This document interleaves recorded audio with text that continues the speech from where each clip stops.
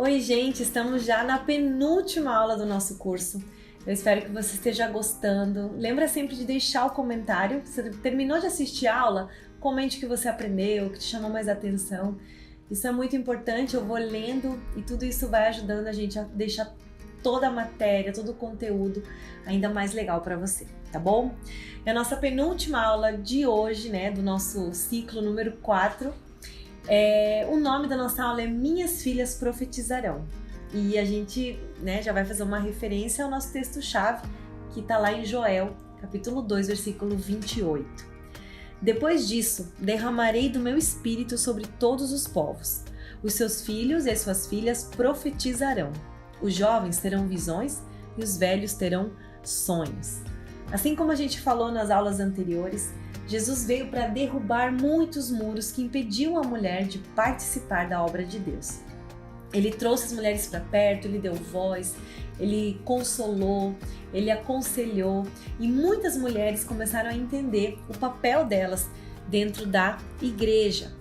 A gente viu nas aulas anteriores muitos cuidados que a gente tem que ter. Cuidado para muitas vezes não desperdiçar a bênção, a porta que Deus está abrindo para o teu chamado. E hoje eu queria trazer algumas verdades que norteiam o meu ministério.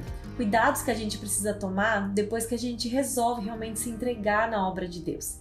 Independente de onde você esteja, independente de qual ministério, de como você serve a Deus, eu acredito que essas verdades podem te ajudar a cumprir com excelência aquilo que Deus tem pedido para você. E a primeira coisa que eu aprendo é que para que a gente possa realmente ver essa profecia de Joel se cumprindo, onde ele diz que o Espírito Santo se derramaria sobre as mulheres também, é que a gente precisa tomar cuidado com as lideranças desfiguradas. Algumas lideranças na nossa vida que estão totalmente contrárias àquilo que Deus espera de nós.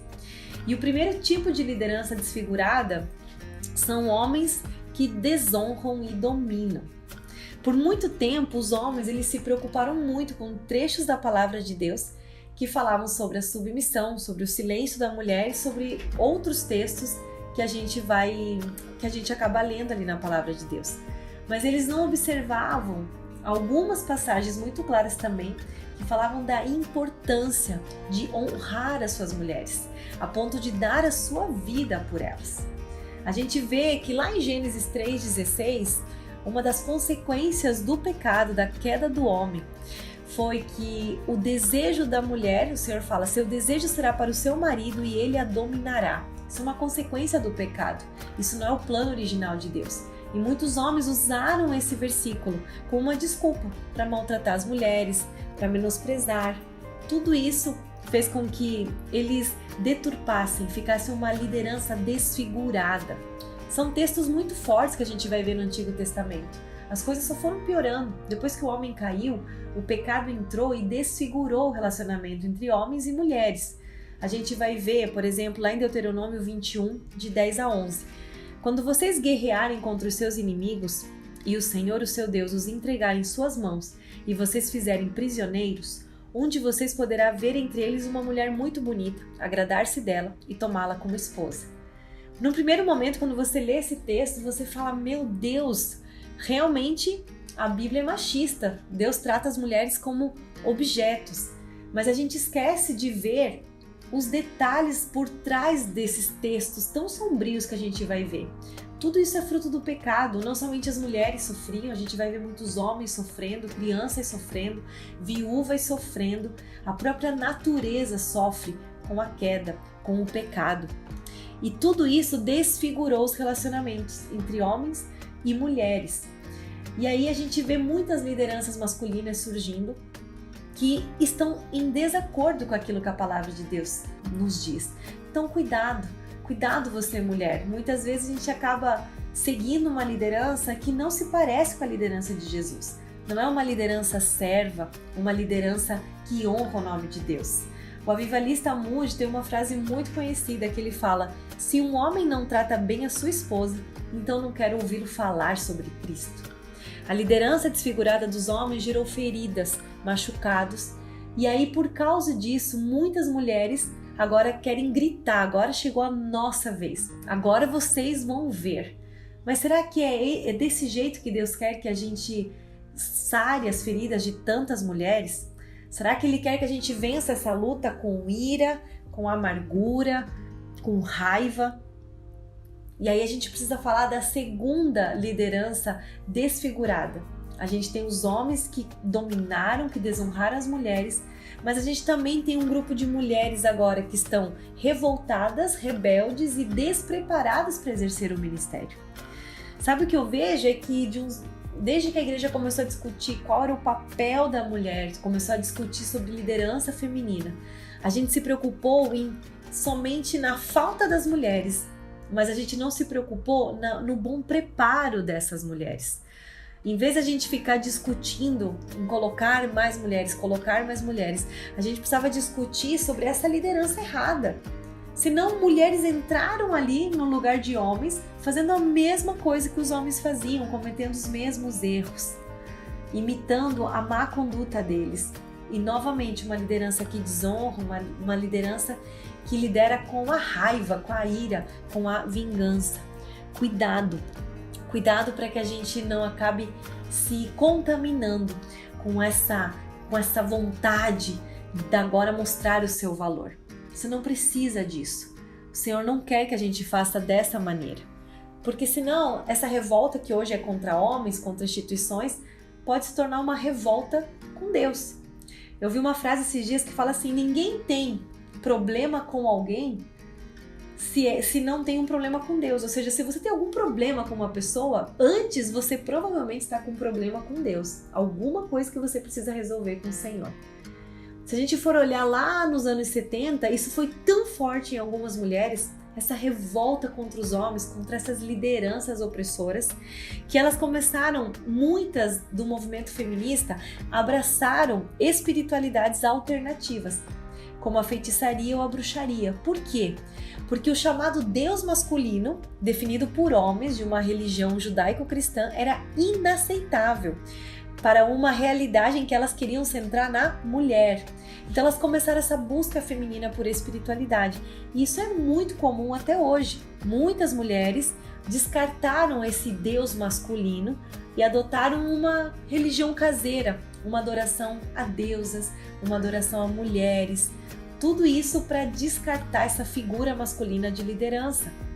Nessa corrida, a gente precisa tomar muito cuidado para não se perder com isso.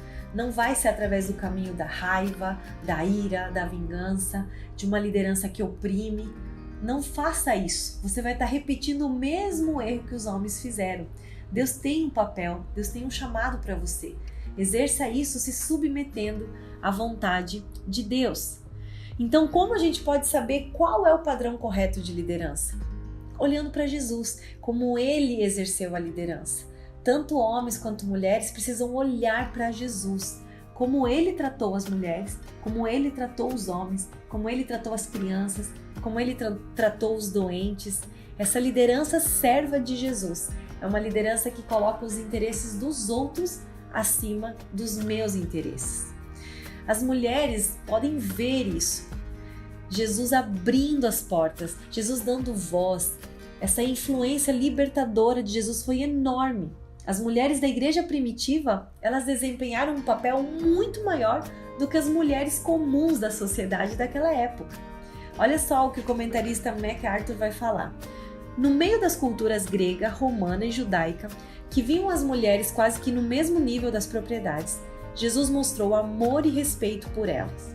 Embora os rabinos judeus não estimassem as mulheres, Jesus não somente incluiu elas nas suas audiências, como também usou ilustrações e imagens em seu ensinamento que seriam familiares a elas.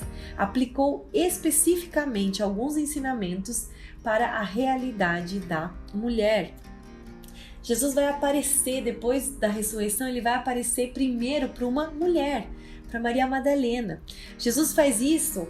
As mulheres, gente, naquela época, elas não podiam servir de testemunhas nos tribunais, porque todos acreditavam que as mulheres eram mentirosas, que as mulheres eram fáceis de serem enganadas. Mas Jesus vai usar justamente uma mulher para ser a primeira testemunha da ressurreição. Sabe, gente, talvez tenha algumas passagens difíceis na palavra de Deus, mas também existem aquelas que prometem um derramar do Espírito Santo. prometem que nós, filhas, profetizaremos, nós também vamos poder exercer a liderança que Jesus quer. Mas se a gente não fizer isso aos pés de Jesus, se a gente não fizer do jeito que Ele fez, a gente vai acabar indo por um caminho perigoso. E a última coisa que eu queria falar sobre isso é que a gente não pode desperdiçar as oportunidades.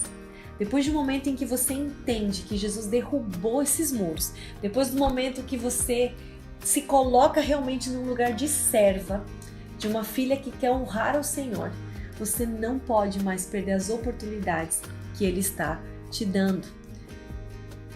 Gente, eu lembro logo que o Senhor me chamou, que eu estava passando por esse novo tempo na minha vida, e eu falava, Deus, mas eu já estou há 14 anos com a minha empresa, com a minha escola, eu estou bem, a minha escola é uma escola cristã, fala de Jesus, eu não preciso mudar isso. E o Senhor estava fazendo uma reviravolta na minha vida, eu não sabia para onde eu deveria ir. E eu lembro que eu falei assim, Deus, vamos fazer o seguinte, Jesus, me dá um ano sabático, deixa eu descansar durante um ano, eu fico sem trabalhar, eu fico mais quietinha na minha, eu vou ficar de boa para que quando eu volte a trabalhar para o Senhor, eu volte bem, sabendo exatamente o que o Senhor tem para mim. E aí eu lembro que uma das palavras que o Senhor me deu foi, você está enxergando oportunidades que eu estou te dando como obstáculos. Você está repelindo portas que eu estou abrindo. O reino de Deus é urgente. Jesus, a gente não pode mais perder tempo. E aquilo começou a tomar conta do meu coração. Eu falei, Deus, eu não posso mais perder tempo. Tá bom, esquece o ano sabático. Então fale comigo, me mostre o que eu preciso fazer para realmente cumprir o meu chamado. E uma dos sinais que Deus me deu, que marcou muito a minha vida, foi numa manhã em que eu tava assim, sentindo muita dor, eu tava indo no médico e eu tava até usando aquela dor como desculpa para ficar quieta, não queria fazer nada. E no caminho pro médico eu falei assim, Deus, se o Senhor realmente está me chamando, se não é coisa da minha cabeça, me dá um sinal muito claro. Fale comigo hoje, me mande um sinal de que isso que o meu coração está sentindo, essa mudança que eu estou sentindo no meu coração vem do Senhor, não vem de mim. E aí naquela mesma manhã eu recebi uma mensagem de um homem de Deus que eu não conhecia, um pastor, nunca tinha conversado com ele, e ele me mandou a seguinte mensagem. Olá, minha irmã, o Senhor colocou uma palavra no meu coração para você. Esses são dias em que o Senhor está realinhando o seu coração em muitas áreas. Há um despertamento do Espírito em áreas que estavam adormecidas. Não tenha medo, nem receio. Isso tudo é obra do Senhor na sua vida. É chegado um tempo novo, um tempo de cumprir alguns propósitos. O Senhor é com você. Depois dessa mensagem, eu recebi outros inúmeros sinais, até eu realmente compreender que o Senhor estava me chamando, que eu não podia mais perder tempo, não podia mais enxergar algumas oportunidades que estavam na minha mão e enxergar elas como um obstáculo, enxergar elas como algo que iria me cansar ou que iria me sobrecarregar. Será que o Senhor tem colocado algumas coisas para você? Será que você tem arranjado desculpas? Eu lembro que depois dessa mensagem, minha vida mudou totalmente. Eu entreguei a minha escola, eu me lancei realmente sem saber o que Deus iria fazer. Hoje eu estou na coordenação de um projeto social com 300 crianças que a gente oferece aulas de balé, de coral. Hoje eu estou com esse curso voltado para mulheres. Estou conseguindo ler os comentários que vocês deixam. Muitas mulheres têm me encontrado falando o quanto tem sido bênção. Hoje, depois de muito tempo tentando compreender a missão que Deus tinha para mim, hoje eu posso me alegrar nisso. Talvez você ainda esteja lá atrás. Talvez você ainda esteja com medo de dar esse passo de fé. Mas hoje eu tô aqui para te dizer, pare de encarar as coisas como um obstáculo. Veja as oportunidades que o Senhor está te dando. Pare de dar desculpas para Deus. Se as pessoas não te deram valor, se você teve líderes que não quiseram que você falasse, então vá atrás de outras soluções. Não silencie o chamado de Deus na tua vida. Eu tenho certeza que quando você se consagrar, quando você chorar e se colocar aos pés de Jesus, a profecia de Joel vai se cumprir. Ele vai derramar o Espírito Santo e as suas filhas, as filhas de Deus, profetizarão a salvação. Elas vão experimentar a cura, vão experimentar o novo de Deus na vida delas. E eu queria terminar lendo uma citação que o Loren Cunningham faz para mulheres. Ele escreveu um livro, Por que não elas? E ele é um homem que conviveu de perto com mulheres cheias do Espírito Santo. Ele viu de perto o campo missionário sendo tomado majoritariamente por mulheres. Elas são as principais no campo missionário. Então ele deixa esse recadinho no final para todas aquelas mulheres que têm um chamado para liderar. E eu queria que você agora se concentrasse e entendesse isso como uma carta de Deus para você. Se você é uma mulher com um chamado para liderar, decida obedecer ao Senhor. Eu iniciei este livro compartilhando o meu sonho de ver garotas, jovens, mulheres idosas livres para responder ao chamado de Deus. Obediência é o mais importante. Prezada, pergunte a si mesmo: estou cumprindo o chamado de Deus para a minha vida? Estou obedecendo a Ele? Estou realizando o que Ele me chamou para fazer? Se tivermos o compromisso de obedecer a Deus, nada poderá bloquear o nosso caminho. Se lutarmos nossas próprias guerras, terminaremos confusos e derrotados. Todavia, se permitirmos que o Senhor nos defenda e o nosso ministério, Ele trará solução aparentemente onde não há nenhuma. Cara leitora, não desista. Ninguém pode impedi-la de cumprir o chamado de Deus. Se alguma organização missionária recusar acolhê-la, impedi-la de realizar o seu ministério ou não deixar que você lidere, procure outra ou funde a sua própria. Você foi chamada para pregar? Se alguém lhe negar o direito de subir ao púlpito, vá para as ruas, como fizeram John Wesley e George Whitefield. Ou então funde uma igreja. Se guardar o seu coração e tiver as atitudes corretas, Deus abençoará o seu ministério. Obedeçamos a Deus e deixamos que Ele cuide do resultado. No fim, todos perceberão que o Senhor está nos guiando. Você será uma das filhas que profetizarão nos últimos dias. Fará parte da multidão de mulheres que proclamam as boas novas. O que Deus está te chamando para fazer?